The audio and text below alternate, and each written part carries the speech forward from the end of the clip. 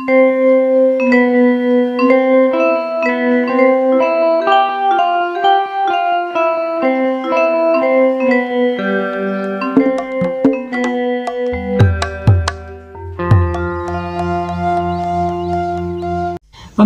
bahwa Raden Kian Santang ini dalam catatan sejarah Cirebon dikisahkan sebagai putra daripada Sri Baduga Maharaja dan Subang Larang.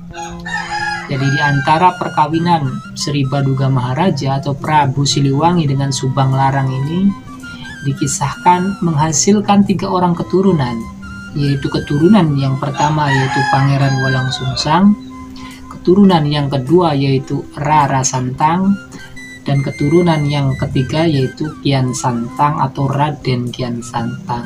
Dan Raden Kian Santang dalam catatan naskah Carita Purwaka Carubanagari ini mulanya itu mengikuti agama bapaknya, Hindu-Buddha begitu ya.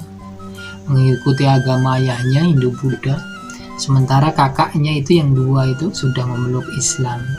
Nah, suatu ketika pemirsa, ketika remaja begitu, Pangeran Walang Sungsang ini kan sukses membabat tanah di Cirebon, mendirikan perkampungan Cirebon, sehingga Cirebon itu waktu itu menjadi kota yang ramai. Nah, karena kota yang ramai ini kan perlu pengesahan, akhirnya kan Pangeran Walang Sungsang, singkat cerita itu kan melaporkan kepada ayahnya yang pada waktu itu menjadi Raja Pajajaran. Sehingga setelah dilaporkan akhirnya Prabu Siliwangi itu ya memutuskan mengangkat anaknya Pangeran Walang Sungsang yang menjadi penguasa di Cirebon itu, mengangkat sebagai seorang tumenggung dan sekaligus juga mengangkatnya sebagai seorang panglima perang kerajaan Pajajaran.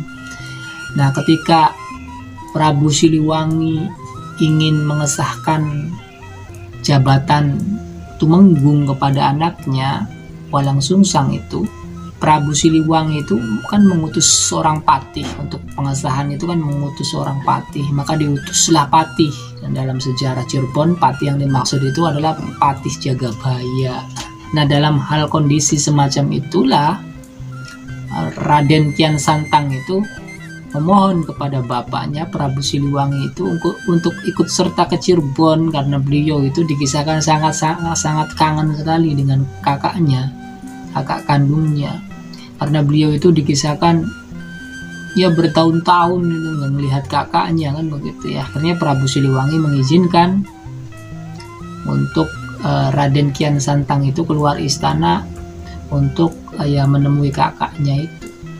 Nah, kemudian pemirsa, bahwa singkat cerita sesampainya di Cirebon, Raden Kian Santang ini kan yang melihat kakaknya begitu. Kakaknya sudah menjadi seorang muslim yang taat. Kemudian juga negeri Cirebon juga menjadi negeri yang makmur di bawah kekuasaan kakaknya itu.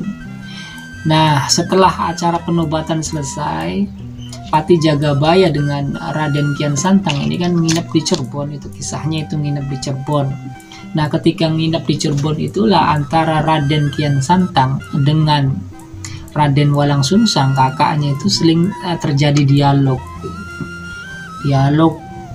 dan Raden Kian Santang itu menanyakan Islam itu seperti apa dan lain sebagainya.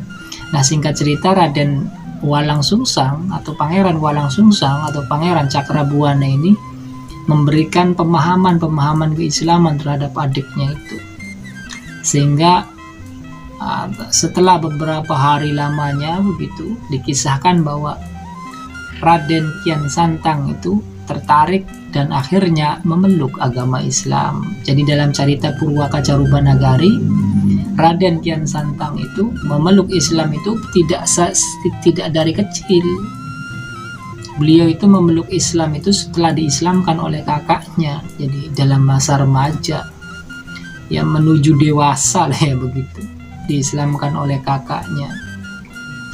Nah, kemudian Carita Purwaka Carubanagari juga mencatat bahwa selepas Pangeran Walang Sungsang mengislamkan adiknya Raden Kian Santang itu, beliau kemudian juga menjodohkan adiknya itu dengan anak seorang ulama dari Campak, yang bernama Nyai Halimah. Seorang ulama dari Campa itu pada waktu itu tinggal di Cirebon dan mendakwahkan Islam di Cirebon. Jadi Nyai Halimah ini merupakan anak atau merupakan putri dari seorang ulama Campa yang bergelar Ki Gedeng Kalisapu. Karena memang ulama Campa itu menetap di desa Kalisapu di Cirebon. Dan beliau juga pendirinya juga seorang ulama itu. Nah, punya anak namanya Halimah. Nah, Halimah inilah nantinya dijodohkan oleh Pangeran Walang Sungsang dengan adiknya itu, Pangeran Kian Santang itu atau Raden Kian Santang itu. Nah, pemirsa, bahwa pada akhirnya Pangeran Walang Sungsang juga kemudian setelah adiknya itu menerima Islam, beliau menyuruh adiknya itu untuk melaksanakan ibadah haji. Nah, akhirnya singkat cerita, Pangeran Walang Sungsang itu menyuruh adiknya untuk berhaji, adiknya itu nurut.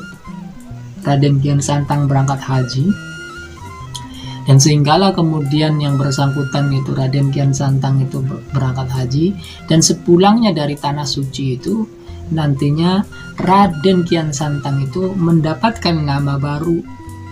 Beliau itu nantinya namanya itu dalam cerita Purwaka Carubanagari itu berganti nama menjadi Haji Mansur. Jadi beliau itu nantinya berganti nama menjadi Haji Mansur.